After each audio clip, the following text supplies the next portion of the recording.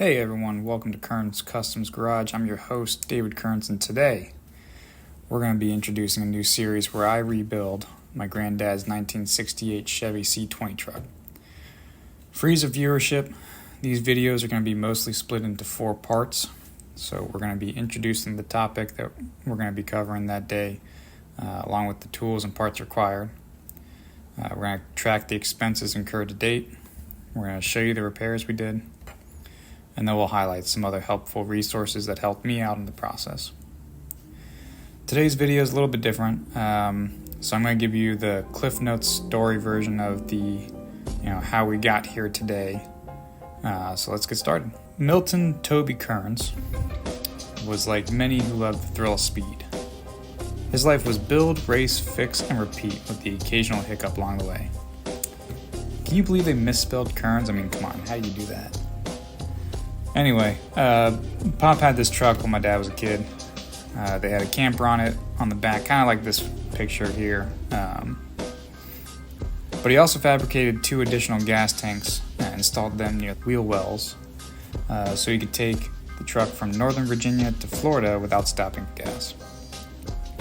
Later on, my dad learned how to drive on this truck. My uncle owned it for a while, and eventually, the truck found its way back to Amosville, Virginia, where it sat in the woods for 30 years. Growing up, I didn't really register that this truck existed back there.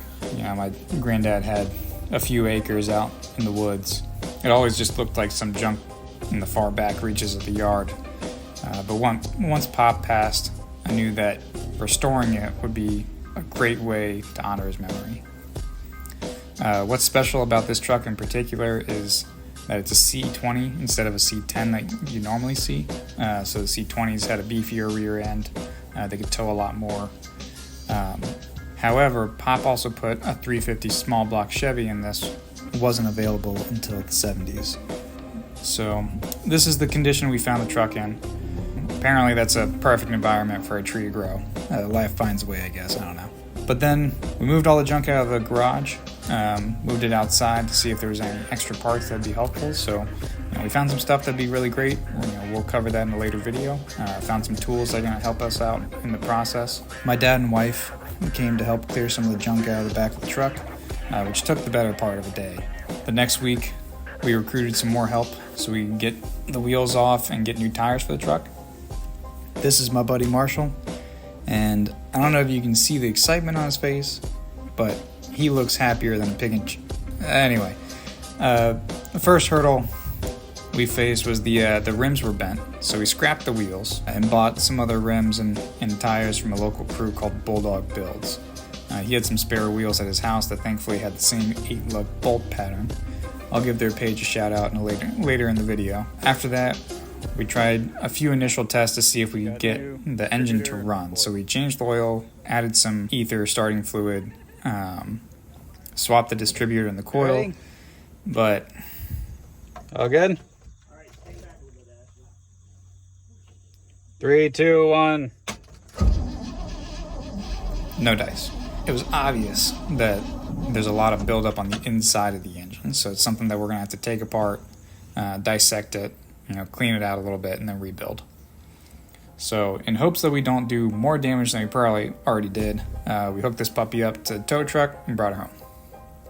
Now she lives in front of my house in hopes that we can get her running again. Now that we got her home, let's review the budget. So this restoration is probably going to be a little bit more involved than many others. Most cars don't have the amount of rust and the custom parts that this truck does, which means that this truck is going to be hopefully a more expensive build than you guys will start incurring if you were to find a similar C10 on eBay. A copy of this is in the description. Let me know if you guys think I'm missing anything. We'll likely be making edits as we go. I did color code a few categories into this, so high and low estimates here. Some parts we may not need. I added them to the high estimates, so hopefully the goal is to minimize cost by doing as much work as possible on our own. From the beginning, here are the expenses that we've incurred to date to get it home. The subtotal here is going to be the total expenses for the day. while the grand total is going to be the running tab for the whole project. So far we have tires, spare wood, distributor, coil, spark plugs, wires, battery, wheel dollies, and a tow truck. Most of the parts that I'm getting, so far have been on Amazon. I would say I would think about getting longer wires than what you need if you're rebuilding with the stock exhaust manifold. If the wires are too short, they like to sit on the manifold, and then you have to be creative in avoiding them because it'll get too hot, it'll melt the wires. So think about getting some extra long wires, and then that way you can run them underneath the manifold to get to the spark plugs. Some of these parts need to be replaced anyway, so once we start rebuilding the engine, we're going to use some of these, so it should be all right.